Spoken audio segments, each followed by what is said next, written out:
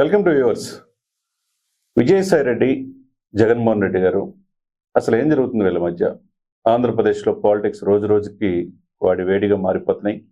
ఒకప్పుడు తనే సర్వస్వం అనుకొని ఒక ప్రముఖ ఆడిటర్గా, చార్టెడ్ అకౌంటెంట్గా ఈ దేశంలోనే పేరు ప్రతిష్టలు సాధించిన విజయసాయి రెడ్డి గారికి మాజీ ముఖ్యమంత్రి జగన్మోహన్ రెడ్డి గారికి ఏమైంది?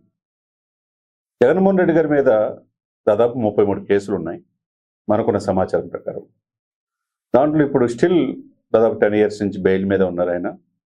ఆ అన్ని కేసుల్లో కూడా A2గా ఉన్న విజయసాయి రెడ్డి గారికి ఏం జరిగింది, ఏమైంది, ఎందుకు బయటకు వచ్చేశారు? ఇప్పుడు ఆయన ఏమంటున్నాడు ఒకసారి మనం చూద్దాం. రాజకీయాలు ఎలా ఉంటాయంటే, పాలిటిక్స్ తెలిసినోడే పాలిటిక్స్లో సక్సెస్ అయ్యేది. ఆ పాలిటిక్స్లో తన మన అన్న చెల్లి అక్క అమ్మ ఎవరు ఉండరు. అది రాజకీయం అలా నేర్పుద్ది అనమాట.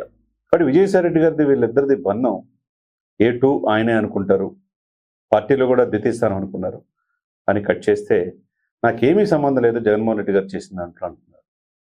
ఇది ఎక్కడ చెడింది, ఎందుకు చెడింది? రాజ్యసభ సభ్యుడు కూడా ఎందుకు రిజైన్ చేశారు? ఇప్పుడు మరలా 1 year అయిపోయింది, వ్యవసాయం చేసుకున్నాను, మళ్ళీ జూన్ తర్వాత నేను రాజకీయాల్లోకి వస్తాను, ఏ పార్టీలో వస్తాను అప్పుడు చెప్తాను అంటున్నారు.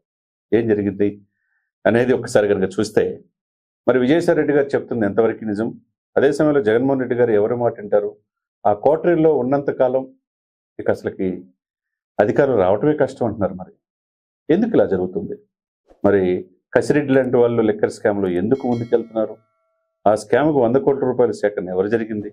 ఒకే ఒక్క కూతురు, తనకున్న ఒకే ఒక్క కూతుర్ని అరవిందో వాళ్ళకి ఇచ్చారు, లక్షల కోట్ల ఆస్తులు ఉన్నాయన్నారు. మరి ఎందుకు ఇవన్నీ కూడా ఒకసారి మూలాల్లోకి వెళ్తే కనుక ఆంధ్రప్రదేశ్లో ఎప్పుడు లేని విచిత్రి ఇప్పుడు కనపడుతూ ఉంది. కూటమి వచ్చి 2 సంవత్సరాలు అయిపోయింది. ఈ 2 సంవత్సరాల్లో జగన్మోహన్ రెడ్డి గారు వైపు ఉన్న వాళ్ళు ఒక్కొక్కళ్ళు వెళ్ళిపోతూ ఉన్నారు. ఏంటి దీనికి కారణం ఏంటి? ఎందుకంటే కాకినాడ పోర్ట్ వ్యవహారం చూసాం, సీజ్ ద షిప్ అంటే దాని మూలాలు మళ్ళీ విజయసాయి రెడ్డి అన్నారు. నాకేం సంబంధం లేదని ఆయన అంటున్నాడు. మరి లిక్కర్ స్కామ్లో కూడా ఆయనే ఉన్నాడు, నాకేం సంబంధం లేదంటున్నాడు. అప్రూవల్గా మారారని చెప్పి అంటున్నారు. మరి ఏదేమైనా కానీ ఆంధ్రప్రదేశ్లో విజయసాయి రెడ్డి గారు నిన్న చెప్తున్న ఈడీ విచారణ అయిపోయిన తర్వాత చెప్పిన మాటలు ఒక్కసారిగా వాడివేడిగా మారిపోయాయి. మరి ఒకవైపు జగన్మోహన్ రెడ్డి గారు పాదయాత్ర అంటున్నారు, సంవత్సరాలు ప్రజల్లో ఉంటానంటున్నారు. మరి ప్రజల్లో తన యొక్క సత్యత నిరూపించుకోగలరా?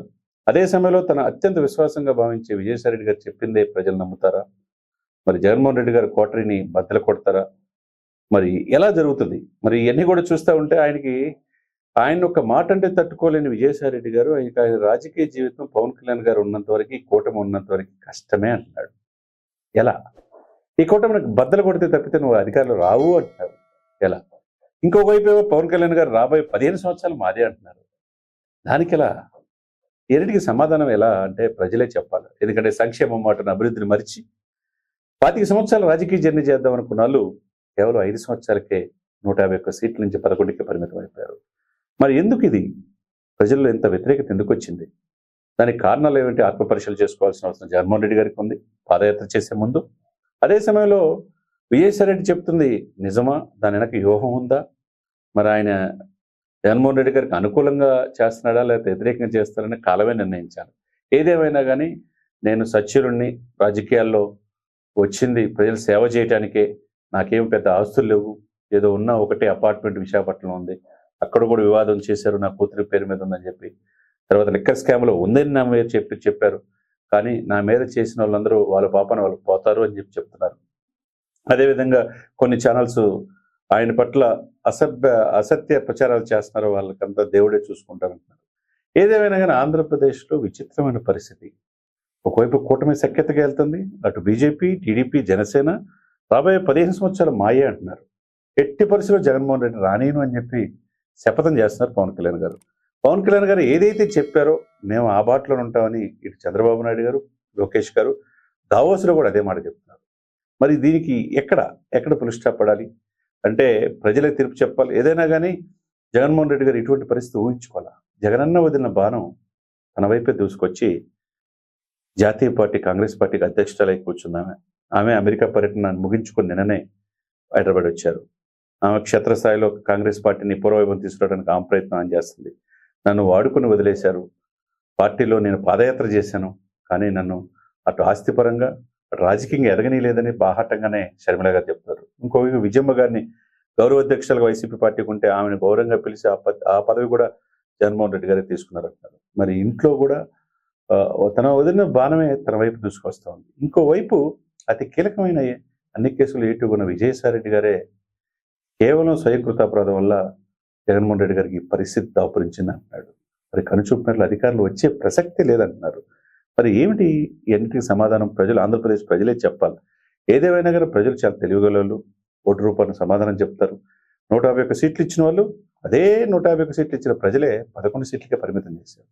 మరి ఆ తర్వాత అంతకు మించి పరిపాలిస్తున్నప్పుడు పవన్ కళ్యాణ్ గారు చెప్పిన మాట కావచ్చు, ఆయన చేసిన కూర్పు కావచ్చు, ప్రభుత్వ వ్యతిరేక ఓటు చేల్చకుండా జగన్మోహన్ రెడ్డి గద్దె దించాలి, మంచి పరిపాలన అందించాలి, అమరావతి రాజధాని పోలవరం పూర్తి చేయాలని ఆ ఆశలు ఏవైతే ఉన్నాయో ప్రజలు నమ్మారు కాబట్టి ఈరోజు అధికారం తీసుకొచ్చారు.